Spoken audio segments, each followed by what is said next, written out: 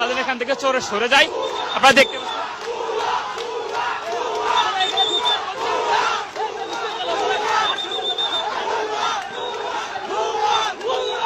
শিক্ষার্থীদের সাথে কিন্তু হাতাহাতি হচ্ছে সেনাবাহিনী দেখতে পাচ্ছেন, এবং সেনাবাহিনীকে দেখে কিন্তু শিক্ষার্থীরা ভুয়া দিচ্ছেন।